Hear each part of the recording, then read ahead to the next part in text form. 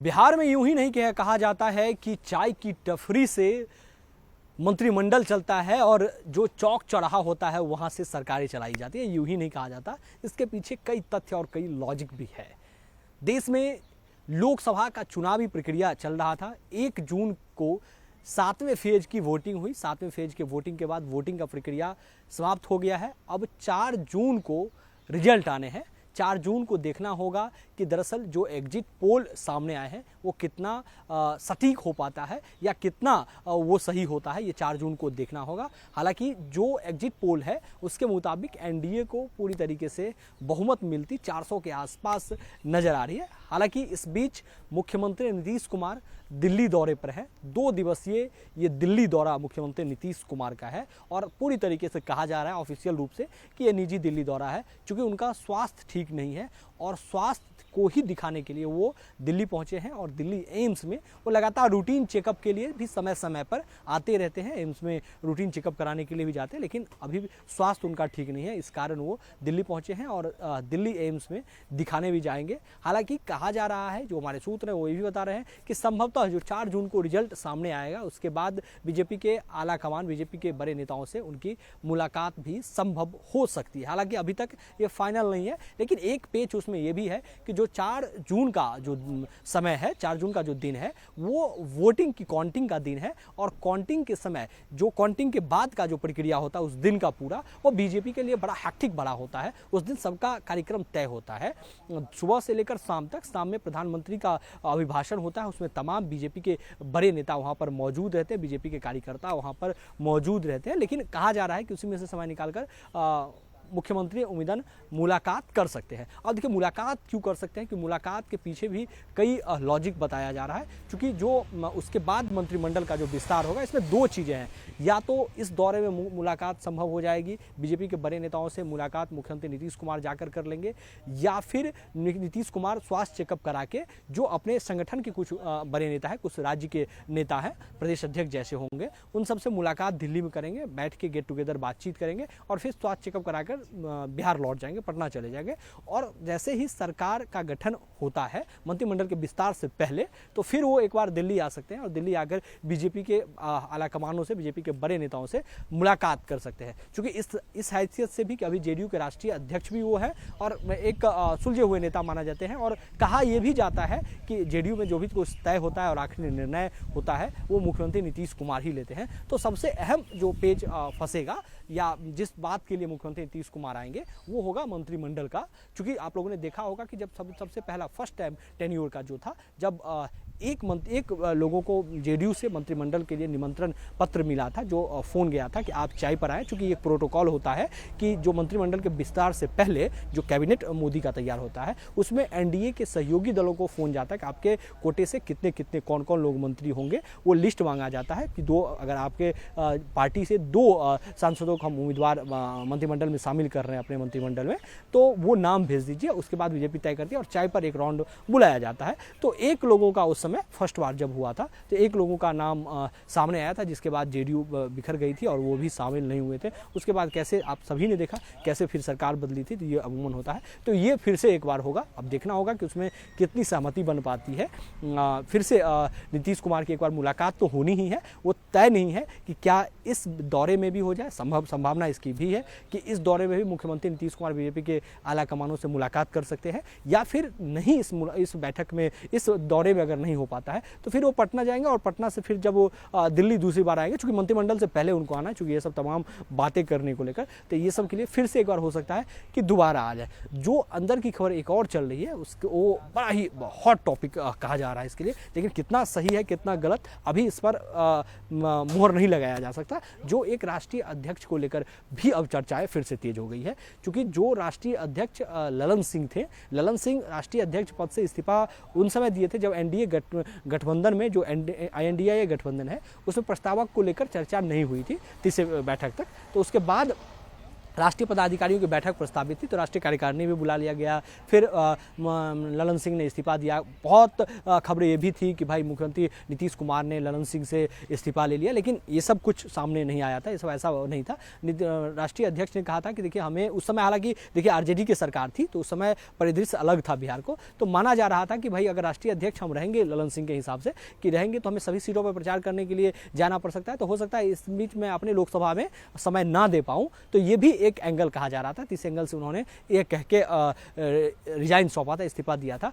अब ये भी कहा जा रहा है कि हो सकता है संभवतः कि फिर से जब राष्ट्रीय पदाधिकारी राष्ट्रीय कार्यकारिणी की बैठक बुलाई जाएगी तो उसमें हो सकता है कि फिर से कार्यभार जो है वो ललन सिंह को ही दे दिया जाए। इस बात की भी संभावना अधिक है, लेकिन इस बात की स्पष्टता अभी नहीं है क्योंकि अभी मंत्रिमंडल विस्तार बाकी है, अभी सरकार बनना बाकी है, तो अभी ये अटकलें लगाया जा रहा है कि ये तमाम चीज़ें हो सकती है। वो इसलिए हो सकती है कि इसके पीछे का लॉजिक है, इसके पीछे का तथ्य है। तो पहले तो ये देखना होगा कि सरकार गठन होता है, उसके बाद जब मोदी मंत्रिमंडल का विस्तार होता है तो उनमें ये सबसे अहम होगा कि उस मंत्रिमंडल की टीम में किन किन जेडीयू के किन किन सांसदों को जगह मिलता है, कितना मेंबर होंगे, जो कितने लोग उसमें शामिल होंगे, संख्या बल कितना होगा, ये सबसे अहम होगा। और संख्या बल में कौन कौन होगा ये भी सबसे अहम होगा, क्योंकि इसके बाद ही जो बिहार की पॉलिटिक्स, जो लगातार राजनीतिक पंडित भी कहते हैं कि बिहार की पॉलिटिक्स को समझना और वहाँ पर प्रयोग करना बहुत ही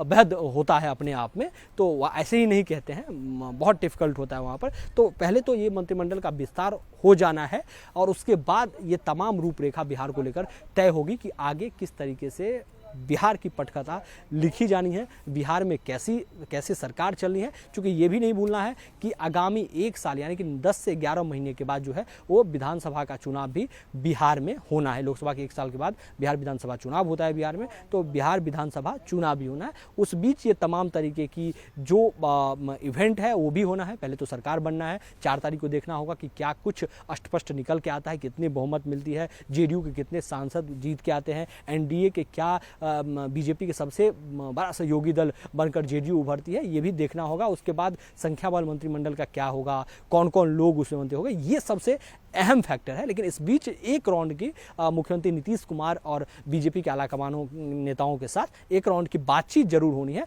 लेकिन वो देखना होगा कि क्या इस दौरे में, जो ये 2 दिवसीय दौरा है, इसमें एक दिन यानी कि 4 तारीख को परसों जो है वो रिजल्ट भी आना है, तो क्या उस दिन ही मुलाकात हो जाती है, एक बधाई का प्रक्रिया भी हो जाता है कि फॉर्मली मुलाकात कर लें, एक बधाई भी दे दे, ये भी हो सकता है। लेकिन अगर ये मुलाकात नहीं होती है तो मंत्रिमंडल की बैठक से पहले एक बधाई देने के तौर पर मुख्यमंत्री नीतीश कुमार जरूर बीजेपी के बड़े नेताओं से मिलेंगे और उसी मतलब मुलाकात के बैनर तले जो है ये तमाम तरीके की बातें, जो पटकथा है वो लिखी जाएगी। उसके बाद बिहार की पटकथा तय होगी।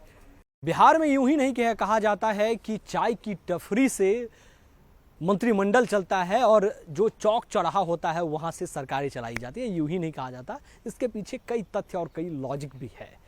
देश में लोकसभा का चुनावी प्रक्रिया चल रहा था। 1 जून को 7वें फेज की वोटिंग हुई। 7वें फेज के वोटिंग के बाद वोटिंग का प्रक्रिया समाप्त हो गया है। अब 4 जून को रिजल्ट आने हैं।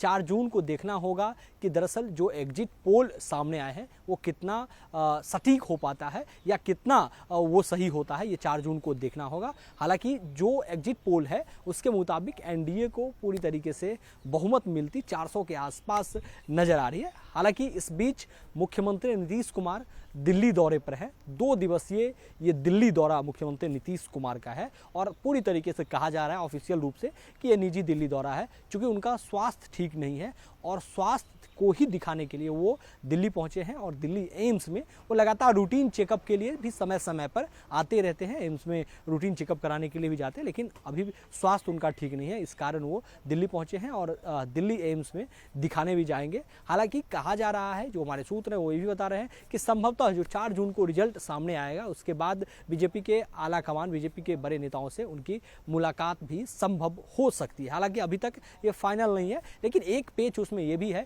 कि जो 4 जून का जो समय है, 4 जून का जो दिन है, वो वोटिंग की काउंटिंग का दिन है। और काउंटिंग के समय जो काउंटिंग के बाद का जो प्रक्रिया होता है उस दिन का पूरा, वो बीजेपी के लिए बड़ा हैक्टिक बड़ा होता है। उस दिन सबका कार्यक्रम तय होता है, सुबह से लेकर शाम तक। शाम में प्रधानमंत्री का अभिभाषण होता है, उसमें तमाम बीजेपी के बड़े नेता वहाँ पर मौजूद रहते हैं, बीजेपी के कार्यकर्ता वहाँ पर मौजूद रहते हैं। लेकिन कहा जा रहा है कि उसी में से समय निकालकर मुख्यमंत्री उम्मीदन मुलाकात कर सकते हैं। और देखिए मुलाकात क्यों कर सकते हैं कि मुलाकात के पीछे भी कई लॉजिक बताया जा रहा है, क्योंकि जो उसके बाद मंत्रिमंडल का जो विस्तार होगा, इसमें 2 चीज़ें हैं। या तो इस दौरे में मुलाकात संभव हो जाएगी, बीजेपी के बड़े नेताओं से मुलाकात मुख्यमंत्री नीतीश कुमार जाकर कर लेंगे, या फिर नीतीश कुमार स्वास्थ्य चेकअप करा के जो अपने संगठन के कुछ बड़े नेता हैं, कुछ राज्य के नेता हैं, प्रदेश अध्यक्ष जैसे होंगे, उन सबसे मुलाकात दिल्ली में करेंगे, बैठ के गेट टुगेदर बातचीत करेंगे और फिर स्वास्थ्य चेकअप कराकर बिहार लौट जाएंगे, पटना चले जाएंगे।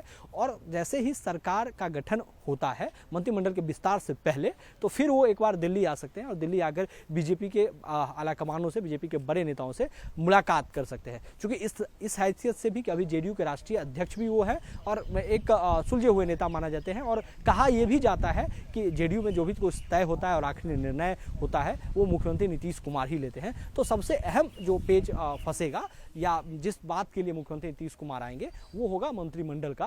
क्योंकि आप लोगों ने देखा होगा कि जब सबसे पहला फर्स्ट टाइम टेन्योर का जो था, जब एक लोगों को जेडीयू से मंत्रिमंडल के लिए निमंत्रण पत्र मिला था, जो फोन गया था कि आप चाय पर आएँ। चूँकि ये प्रोटोकॉल होता है कि जो मंत्रिमंडल के विस्तार से पहले जो कैबिनेट मोदी का तैयार होता है उसमें एनडीए के सहयोगी दलों को फोन जाता है कि आपके कोटे से कितने कौन कौन लोग मंत्री होंगे। वो लिस्ट मांगा जाता है कि अगर आपके पार्टी से 2 सांसदों को हम उम्मीदवार मंत्रिमंडल में शामिल कर रहे हैं अपने मंत्रिमंडल में, तो वो नाम भेज दीजिए। उसके बाद बीजेपी तय करती है और चाय पर एक राउंड बुलाया जाता है। तो एक लोगों का उस समय फर्स्ट बार जब हुआ था तो एक लोगों का नाम सामने आया था, जिसके बाद जेडीयू बिखर गई थी और वो भी शामिल नहीं हुए थे। उसके बाद कैसे आप सभी ने देखा कैसे फिर सरकार बदली थी, तो ये अमूमन होता है। तो ये फिर से एक बार होगा, अब देखना होगा कि उसमें कितनी सहमति बन पाती है। फिर से नीतीश कुमार की एक बार मुलाकात तो होनी ही है, वो तय नहीं है कि क्या इस दौरे में भी हो जाए। संभावना इसकी भी है कि इस दौरे में भी मुख्यमंत्री नीतीश कुमार बीजेपी के आला कमानों से मुलाकात कर सकते हैं, या फिर नहीं इस बैठक में, इस दौरे में अगर नहीं हो पाता है तो फिर वो पटना जाएंगे और पटना से फिर जब वो दिल्ली दूसरी बार आएंगे, क्योंकि मंत्रिमंडल से पहले उनको आना है, क्योंकि ये सब तमाम बातें करने को लेकर, तो ये सब के लिए फिर से एक बार हो सकता है कि दोबारा आ जाए। जो अंदर की खबर एक और चल रही है उसको वो बड़ा ही हॉट टॉपिक कहा जा रहा है इसके लिए, लेकिन कितना सही है कितना गलत अभी इस पर मुहर नहीं लगाया जा सकता। जो एक राष्ट्रीय अध्यक्ष को लेकर भी अब चर्चाएं फिर से तेज हो गई है, क्योंकि जो राष्ट्रीय अध्यक्ष ललन सिंह थे, ललन सिंह राष्ट्रीय अध्यक्ष पद से इस्तीफा उन समय दिए थे जब एनडीए गठबंधन में, जो INDA गठबंधन है, उसमें प्रस्तावक को लेकर चर्चा नहीं हुई थी तीसरे बैठक तक। तो उसके बाद राष्ट्रीय पदाधिकारियों की बैठक प्रस्तावित थी, तो राष्ट्रीय कार्यकारिणी भी बुला लिया गया। फिर ललन सिंह ने इस्तीफा दिया। बहुत खबरें ये भी थी कि भाई मुख्यमंत्री नीतीश कुमार ने ललन सिंह से इस्तीफा ले लिया, लेकिन ये सब कुछ सामने नहीं आया था, ये सब ऐसा नहीं था। राष्ट्रीय अध्यक्ष ने कहा था कि देखिए हमें उस समय, हालांकि देखिए आरजेडी की सरकार थी तो उस समय परिदृश्य अलग था बिहार को, तो माना जा रहा था कि भाई अगर राष्ट्रीय अध्यक्ष हम रहेंगे ललन सिंह के हिसाब से कि रहेंगे तो हमें सभी सीटों पर प्रचार करने के लिए जाना पड़ सकता है, तो हो सकता है इस बीच में अपने लोकसभा में समय ना दे पाऊँ। तो ये भी एक एंगल कहा जा रहा था। इस एंगल से उन्होंने ये कह के रिजाइन सौंपा था, इस्तीफा दिया था। अब ये भी कहा जा रहा है कि हो सकता है संभवतः कि फिर से जब राष्ट्रीय पदाधिकारी, राष्ट्रीय कार्यकारिणी की बैठक बुलाई जाएगी तो उसमें हो सकता है कि फिर से कार्यभार जो है वो ललन सिंह को ही दे दिया जाए। इस बात की भी संभावना अधिक है, लेकिन इस बात की स्पष्टता अभी नहीं है, क्योंकि अभी मंत्रिमंडल विस्तार बाकी है, अभी सरकार बनना बाकी है। तो अभी ये अटकलें लगाया जा रहा है कि ये तमाम चीज़ें हो सकती है। वो इसलिए हो सकती है कि इसके पीछे का लॉजिक है, इसके पीछे का तथ्य है। तो पहले तो ये देखना होगा कि सरकार गठन होता है, उसके बाद जब मोदी मंत्रिमंडल का विस्तार होता है तो उनमें ये सबसे अहम होगा कि उस मंत्रिमंडल की टीम में किन किन जेडीयू के किन किन सांसदों को जगह मिलता है, कितना मेंबर होंगे, जो कितने लोग उसमें शामिल होंगे, संख्या बल कितना होगा, ये सबसे अहम होगा। और संख्या बल में कौन कौन होगा ये भी सबसे अहम होगा, क्योंकि इसके बाद ही जो बिहार की पॉलिटिक्स, जो लगातार राजनीतिक पंडित भी कहते हैं कि बिहार की पॉलिटिक्स को समझना और वहाँ पर प्रयोग करना बहुत ही बेहद होता है अपने आप में। तो ऐसे ही नहीं कहते हैं, बहुत डिफिकल्ट होता है वहाँ पर। तो पहले तो ये मंत्रिमंडल का विस्तार हो जाना है और उसके बाद ये तमाम रूपरेखा बिहार को लेकर तय होगी कि आगे किस तरीके से बिहार की पटकथा लिखी जानी है, बिहार में कैसी सरकार चलनी है। क्योंकि ये भी नहीं भूलना है कि आगामी 1 साल यानी कि 10 से 11 महीने के बाद जो है वो विधानसभा का चुनाव भी बिहार में होना है। लोकसभा के 1 साल के बाद बिहार विधानसभा चुनाव होता है बिहार में, तो बिहार विधानसभा चुनाव भी होना है। उस बीच ये तमाम तरीके की जो इवेंट है वो भी होना है। पहले तो सरकार बनना है, 4 तारीख को देखना होगा कि क्या कुछ स्पष्ट निकल के आता है, कितनी बहुमत मिलती है, जेडीयू के कितने सांसद जीत के आते हैं, एनडीए के क्या बीजेपी के सबसे बड़ा सहयोगी दल बनकर जेडीयू उभरती है, ये भी देखना होगा। उसके बाद संख्या बल मंत्रिमंडल का क्या होगा, कौन कौन लोग उसमें मंत्री होंगे, ये सबसे अहम फैक्टर है। लेकिन इस बीच एक राउंड की मुख्यमंत्री नीतीश कुमार और बीजेपी के आला कमानों नेताओं के साथ एक राउंड की बातचीत जरूर होनी है। लेकिन वो देखना होगा कि क्या इस दौरे में जो ये 2 दिवसीय दौरा है, इसमें एक दिन यानी कि 4 तारीख को परसों जो है वो रिजल्ट भी आना है, तो क्या उस दिन ही मुलाकात हो जाती है, एक बधाई का प्रक्रिया भी हो जाता है कि फॉर्मली मुलाकात कर लें, एक बधाई भी दे दे, ये भी हो सकता है। लेकिन अगर ये मुलाकात नहीं होती है तो मंत्रिमंडल की बैठक से पहले एक बधाई देने के तौर पर मुख्यमंत्री नीतीश कुमार जरूर बीजेपी के बड़े नेताओं से मिलेंगे और उसी मतलब मुलाकात के बैनर तले जो है ये तमाम तरीके की बातें जो पटकथा है वो लिखी जाएगी। उसके बाद बिहार की पटकथा तय होगी।